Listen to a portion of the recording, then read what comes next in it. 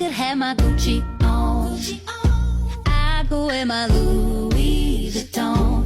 Assalamualaikum warahmatullahi wabarakatuh. Perkenalkan, saya Merlinga Novianti dengan NIM 228620600176. Kelas B1 Prodi PGSD.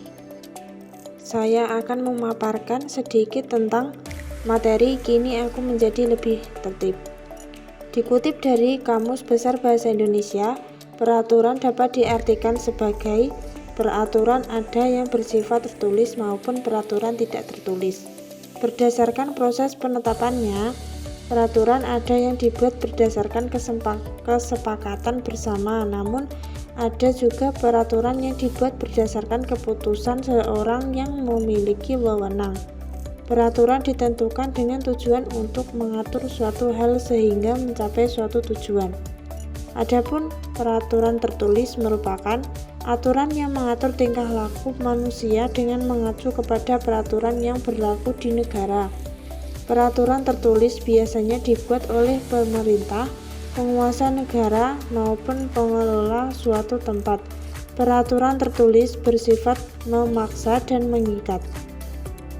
Adapun sanksi dari peraturan tertulis adalah sanksi yang tegas. Peraturan tidak tertulis adalah peraturan yang dibuat oleh masyarakat yang tinggal di wilayah tertentu. Peraturan tersebut berlaku bagi masyarakat tersebut. Contoh peraturan dari peraturan tidak tertulis adalah adat istiadat. Beberapa contoh peraturan tertulis dan tidak tertulis. 1. Peraturan tertulis. Yang pertama, membayar pajak tepat waktu. Yang kedua, memakai helm saat berkendara motor. Yang ketiga, memiliki SIM dan STNK ketika ingin mengendarai kendaraan bermotor. 2. Peraturan tidak tertulis. Yang pertama, tidak menyalakan alat elektronik saat hari raya Nyepi di Bali. 2. Tidak duduk selonjoran di depan orang lain.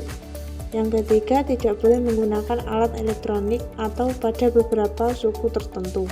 Media pembelajaran yang saya ambil yaitu media digital worldwide.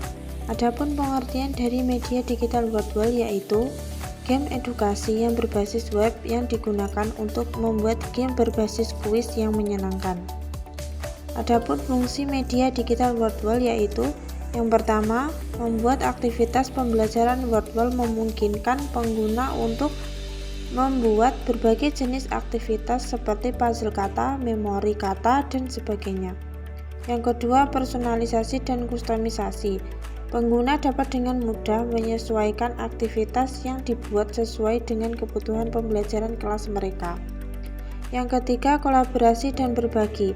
Wordwall memungkinkan guru untuk berbagi aktivitas yang telah mereka buat dengan sesama pendidik secara online. Ini memungkinkan kolaborasi antara guru dan menukar ide dan sumber daya pembelajaran. Yang keempat, meningkatkan keterlibatan siswa. Dengan menyajikan materi pembelajaran dalam bentuk yang interaktif dan menarik, Wordwall membantu untuk meningkatkan keterlibatan siswa dalam proses belajar mengajar. Yang kelima, pemantauan dan evaluasi. Guru dapat menggunakan Wordwall untuk melacak kemajuan siswa dalam memahami materi tertentu. Beberapa aktivitas bahkan menyediakan alat untuk mengevaluasi pemahaman siswa secara langsung, seperti skor yang diperoleh dari menjawab pertanyaan atau menyelesaikan puzzle.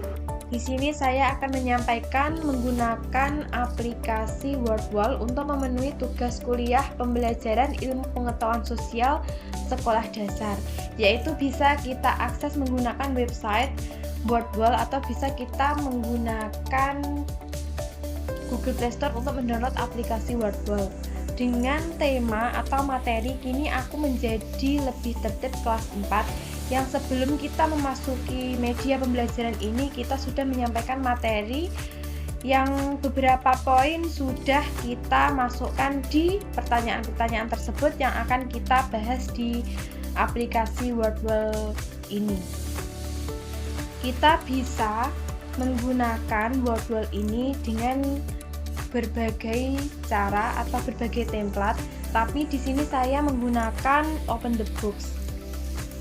Di sini saya ada 4 contoh di dalam 4 kotak ini ada soal yang berbeda-beda. Kita bisa memilih salah satu kotak atau kita bisa memilih lebih dari satu, tapi kita bisa menjelaskannya menggunakan lisan atau tertulis. Dan di sini kita mencontohkan satu saja membuka kotak untuk menjawab pertanyaan-pertanyaan dari rangkuman atau resume materi yang telah disampaikan. Misalkan kita membuka nomor 1. Ada contoh soal, mengapa kita perlu mematuhi peraturan? Nah, di sini kita bisa menyimpulkan atau bisa menjawab kenapa sih kita perlu mematuhi peraturan? Karena di Indonesia kita memang sudah diajarkan sejak dini untuk mematuhi peraturan. Kenapa? Karena kita hidup di Indonesia juga di negara hukum yang sedikit-sedikit pun kita akan mematuhi peraturan, dan di peraturan tersebut akan ada sanksi atau hukuman yang setara dengan kesalahan yang diperbuat. Mungkin cukup sekian presentasi atau pembahasan tentang media pembelajaran Wordwall. Dengan materi kini aku menjadi lebih tertib kelas 4. Tugas pembelajaran ilmu pengetahuan sosial sekolah dasar. Mungkin cukup sekian yang bisa saya sampaikan. Akhirnya, wassalamualaikum warahmatullahi wabarakatuh.